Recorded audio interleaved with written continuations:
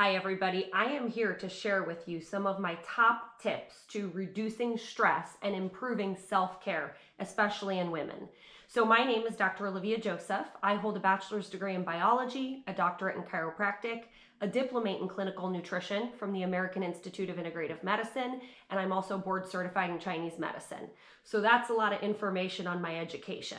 But what I want you to understand is that I have been working with women and women's health for the last 15 years. I've literally worked with thousands of women, and self-care is so important in reducing stress. So a recent study showed that Americans are currently under more stress than any other time before in this past decade. So we know that stress is a very real thing that can have a very negative impact on our overall health, but also our overall happiness. So I want to share with you some very important tips, lifestyle habits that can help you feel happier and help you to be healthier. So first things first, let's talk about the 5-minute fix. What is the 5-minute fix? It's when you wake up every morning. You cannot grab your phone, read your texts, start looking at email, hit the ground running, trying to wake your kids up to get out the door, to go to school, fix their lunches. You can literally wake up like that and start creating too much stress hormone, which is more likely to make you feel tired, overwhelmed, moody, irritable, exhausted, and really like you just can't slow down. So just by waking up and having 5 minutes to yourself, which I call the 5-minute fix, studies have shown you can produce more happy hormones called endorphins all day long. And we're going to talk a little bit more about endorphins. It's something that I love teaching on to the general public, but also to doctors, teaching people how we can have healthy habits to get endorphins or some unhealthy ones to get endorphins. So 5 minutes is all you need to commit. Guilt aside, put yourself first and designate 5 minutes for yourself every morning. And what I want you to do during those 5 minutes is I want you to think of 3 things you're grateful for. 3 things that you're grateful for from the day before. If you want to write it down in a journal, fine. But when you wake up and give yourself 5 minutes to appreciate gratitude by thinking of 3 things you're grateful for, you start producing happy hormones called endorphins, but you keep yourself from starting your day with a cortisol spike, which can negatively impact your blood sugar, your energy levels, and your mood all day long. Now, I know people have taught about an hour of power first thing in the morning or 30 minutes to thrive, but as women, as a mom, as a working mom, I know how hard it can be to carve out that 30 minutes to an hour. And for those of you that are already doing it, I applaud you. You know that this works. But studies have shown as little as 5 minutes focusing on 3 things you're grateful for from the day before, whether you just focus on them, whether you write them down or not, is the right way to start your day. So then what happens later in the day? We get going. We get working, we don't take a break to eat, to drink enough water, to move. It's very important that lunchtime or after lunchtime, midday, you have another break for yourself where you incorporate some exercise. Now, some people love exercise, some people don't. What I want you to understand is even just taking a walk will help you release more endorphins.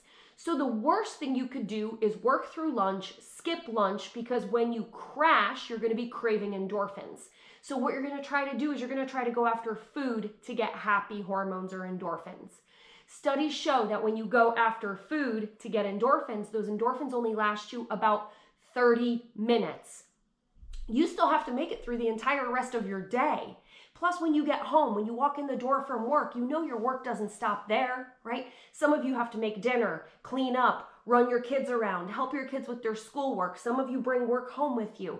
I understand how busy and stressed we are, more so than ever before in history. That's why self-care is so important in these little tips.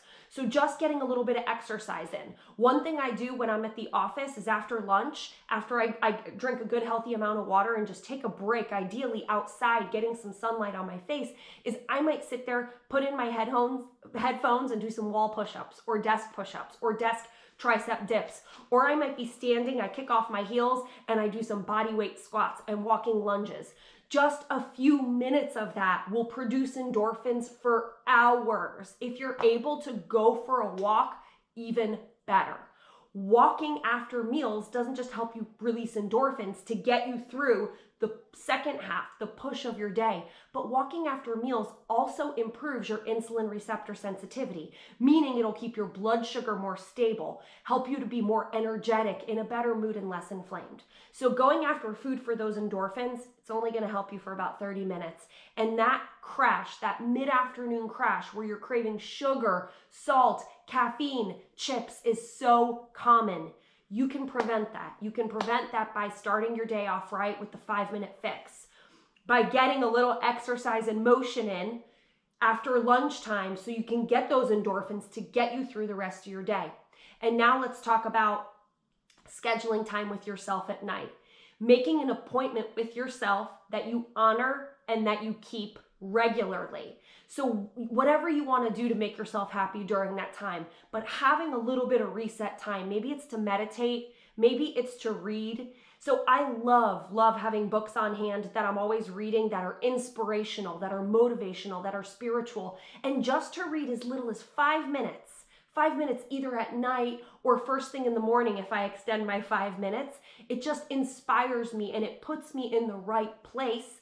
So it really helps not just my mood and my energy, but my stress levels. It helps program my mind with the things I want it to be programmed with, not all the negativity that is inevitably going to be thrown at us on a daily basis, because we are all dealing with stress. I get that.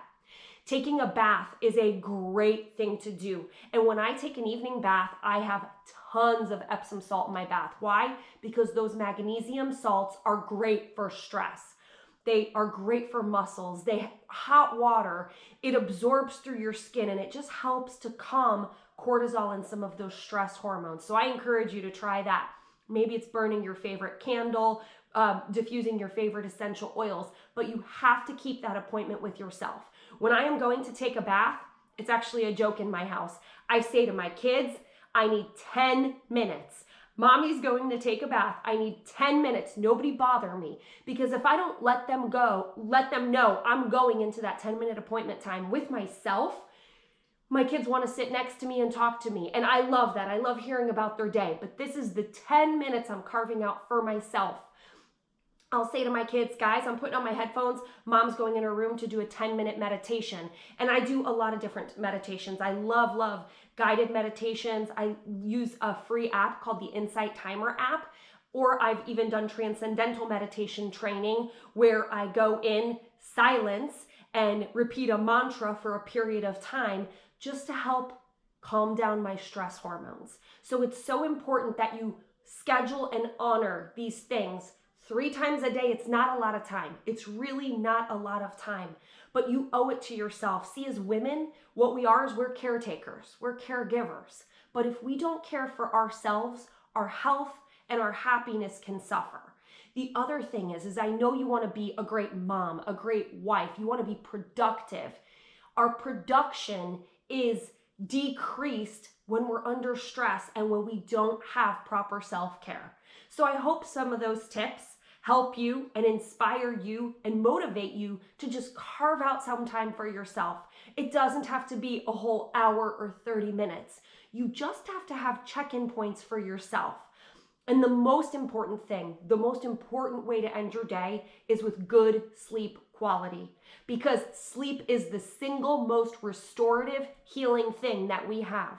And if because of all this stress, you have a hard time falling asleep or staying asleep, try using minerals like magnesium glycinate. What magnesium glycinate does is it's highly absorbable, so it won't cause any negative GI issues. But magnesium is important in shutting down cortisol for the night, which is that stress hormone. So it's bad when you overproduce cortisol. Cortisol is not bad. It's bad when you overproduce it because you're being exposed to more stress than your body can adapt to, or you just can't slow down. So some good sources of magnesium in diet: pumpkin seeds and even raw cocoa powder. Using Epsom salt baths allows you to absorb some through your bath. But taking magnesium glycinate just to help relax that cortisol could be very helpful to your sleep, to helping you fall asleep and stay asleep so you can get more rest, so you can feel more recovered, and so you can feel happier, and healthier. Because cortisol inevitably can have negative impacts on your health. It can affect your blood pressure negatively, your sleep negatively, your blood sugar negatively. It can also affect your hormone health, and we'll talk more about that on other videos. So thank you so much for being here with me. Do me a favor. Put in the comments section some of your top self-care tips that you are committed to honoring, that you are committed to doing on a daily basis, or that you already do, so you can share it with this amazing tribe that we've created that is a positive force for your health and for your happiness. Thank you so much. I look forward to seeing you again soon.